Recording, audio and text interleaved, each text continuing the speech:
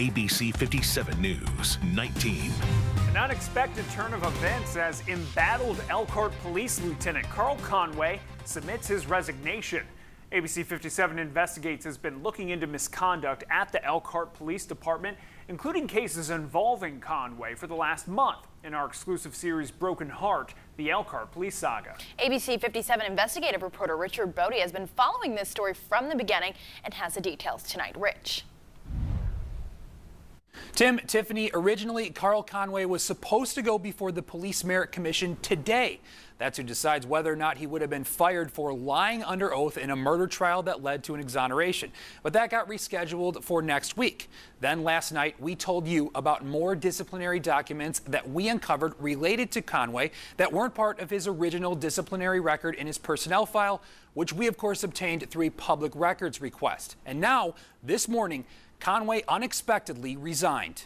In a statement, Elkhart Police Chief Chris Seymour says, quote, "The objectives have been achieved. I look forward to closing this chapter of the department's history."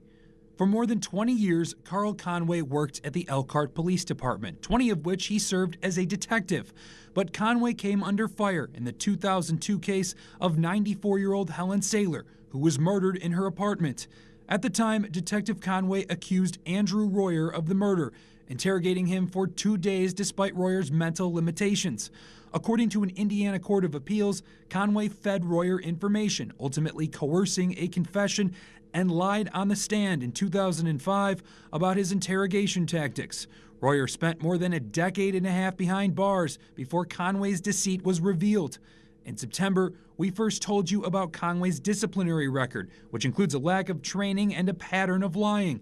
Last night, we told you about a 2012 deal Conway cut to keep his demotion from a sex crimes unit out of his personnel file. We're still waiting to hear back from Elkhart's Law Department on why Conway was removed from that unit. Chief Seymour has accepted Conway's resignation. It goes into effect this Friday.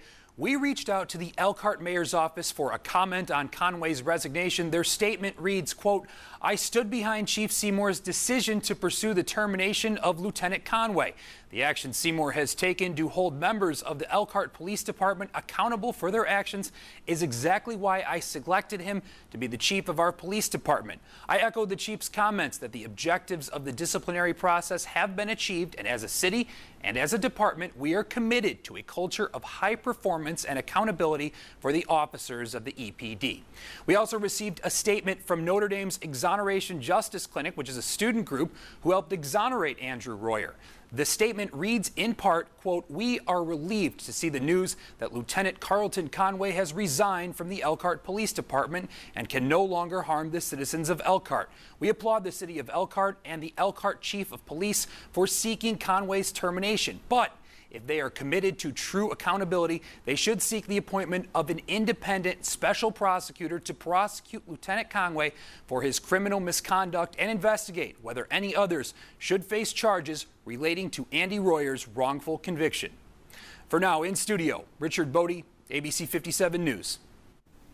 Thanks, Rich. And remember, you can head to ABC57 right now to see previous parts of our investigation into the Elkhart Police Department.